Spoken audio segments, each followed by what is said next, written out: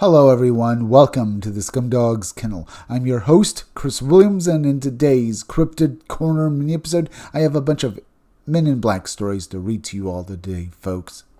The first story we'll be getting to is Men in Black interrogation follows sighting of massive silent UFO in North Pole, Alaska.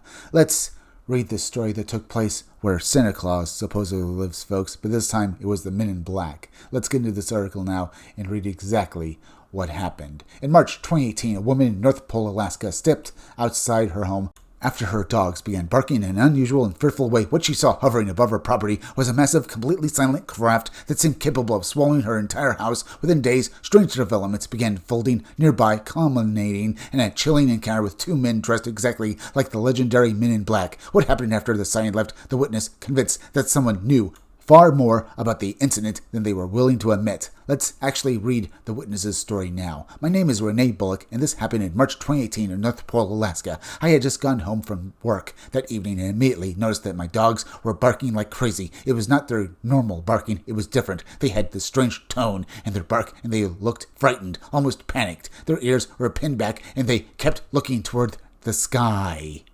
I tried to calm them down, but they would not settle. Finally, I stepped outside to see what had them so upset. That was when I looked up. Hovering in the sky nearby was something enormous. It was completely silent and shaped like a massive saucer. The craft had 4 bright lights spaced evenly around it. I could estimate that the lights were at least 40 feet apart, which gives you some idea of how big the object actually was.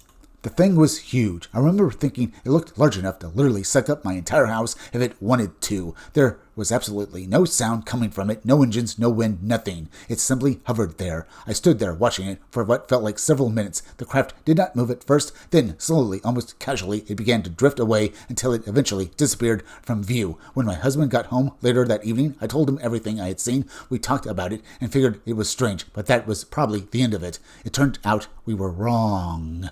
About a week later, my husband and I noticed something very odd not far from our home. A massive communications tower had suddenly appeared in the area. The strange part was that it seemed to go up almost overnight. One week it was not there at all, and the next it was standing there. My husband and I both work in construction, so we understood how difficult it is to do any type of digging or heavy construction in Alaska during the winter. At that time, it was about 40 below zero outside, and the ground was solid permafrost. Yet somehow, someone had managed to construct this huge communications tower within that same week. It just seemed very strange considering the UFO I had seen days earlier. Then things got even stranger. One evening I was at the Screaming Weasel Bar, a place my husband and I often go after work. While I was there, 2 men walked into the bar. They were both dressed in black suits and immediately caught my attention. They came straight over to me and began asking questions. They asked me about the object I had seen in the sky. They told me that they knew I had witnessed something unusual and they wanted to know exactly what I had seen. I remember thinking, these guys looked exactly like the Men in Black you see in movies. I am not kidding.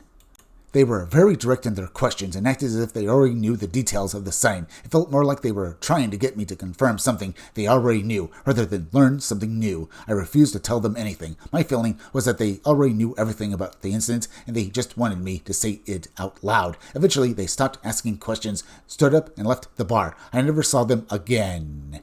But the entire encounter left me with a strong feeling that someone was paying very close attention to what had happened over my house that night.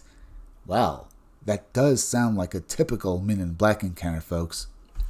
How these beings knew this woman had seen everything that had happened with this UFO over her house.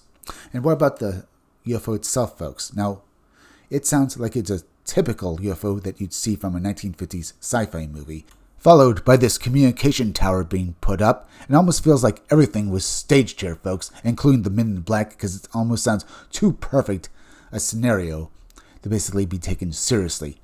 The UFO, the communications tower, and then these men. Could it be that this is a government program? Maybe they wanted this woman to believe all this was real. Perhaps she'd been drugged. Or maybe she genuinely had a true encounter with extraterrestrials, folks, and these Men in Black were there to confirm that she'd seen it all. Either way, let's move on to the next story. The Albert Bender Case, Connecticut, 1953. One of the earliest and most influential men in Black encounters occurred in 1953 when Albert Binder, founder of the International Flying Saucer Bureau in Bridgeport, Connecticut, abruptly shut down his UFO research organization. Binder later stated that he had been visited by 3 mysterious men dressed entirely in black suits. According to his account, the men appeared suddenly in his room and warned him that his UFO investigations had gone too far. He described them as pale, expressionless, and strangely emotionless. Following the encounter, Binder became visibly shaken and stopped all UFO research activities. Many researchers consider the Binder case to be the first widely documented instance of individuals appearing to intimidate or silence UFO witnesses or investigators. The behavior described in the Alaska report mirrors several aspects of this case. The men appeared suddenly, already knew details about the event, and seemed intent on confirming what the witness had seen rather than learning new information. That does indeed seem to be the case, folks. They knew what this woman had seen that night. They knew about her dogs.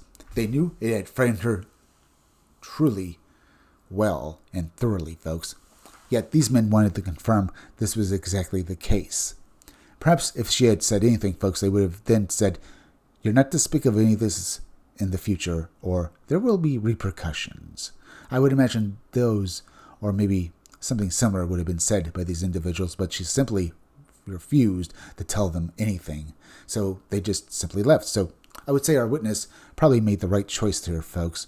It could be if she said anything that the entities here, they could be human, but I'm not quite sure, folks. They could have stuck around, maybe continuing to monitor her, and perhaps they actually did in secret, but we can't be for sure. But we'll talk more about Albert Binder and our witnesses' encounter with these men in black after we read the next story. Dan Gordon encounter, New Jersey, 1967. In 1967, a New Jersey resident named Dan Gordon reported observing a UFO near his home. Shortly after discussing the sighting publicly, he was approached by a man in a black suit who began questioning him about the event. Gordon later described the individual as extremely unusual in appearance and behavior. The man spoke in a stiff and unnatural way and appeared unfamiliar with normal social interaction. At one point during their conversation, the man asked Gordon to demonstrate how he drank water. Gordon later recalled the request as bizarre and unsettling. Researchers later noted that similar strange behavior patterns appear repeatedly in Men in Black reports. Witnesses frequently described the individuals as looking human but behaving in ways that suggest they are unfamiliar with basic human habits. The Alaska case shares several similarities, including the direct questioning and the sense that the men already possessed detailed knowledge of the witness's sighting. Indeed, folks, it does seem to be that way. Now, in all 3 cases, folks, particularly with the Dan Gordon encounter, these beings gave you the feeling that they knew more than they were letting on. Now, in some cases, folks, when men or women encounter the men in black, these entities or men act off. This could be be part of a ploy by the government. Because, as I've said before, folks, the reason why these, men in black act like weirdos, basically coming off like they don't know basic human manners and, gestures, is because they want people to think they're insane or not human at all. They act weird, so when these witnesses describe their encounters, the witnesses themselves will sound like bizarre lunatics describing these men in black and their antics. I can remember one case of this person being questioned by a man in black and noting how off he was, and that this entity then, for whatever reason, then slid over their car. Basically, they jumped over the hood of this individual's car. For some odd reason, they just did that. All in all, it was a bizarre story, and you can see similarities with Dan Gordon, but you also see the fact that this entity was questioning the witness and knew, I think far more than he himself was laying on. So even though he acted like a weirdo, clearly they were almost gaming the individuals and witnesses here, trying to get them to confirm or basically maybe get the idea that they weren't supposed to talk about any of this. Because I know a few cases of men in black-like entities then threatening the witnesses and saying, "You are not to talk about this in the future. We will hurt you, or you'll be arrested and you'll be sent to prison.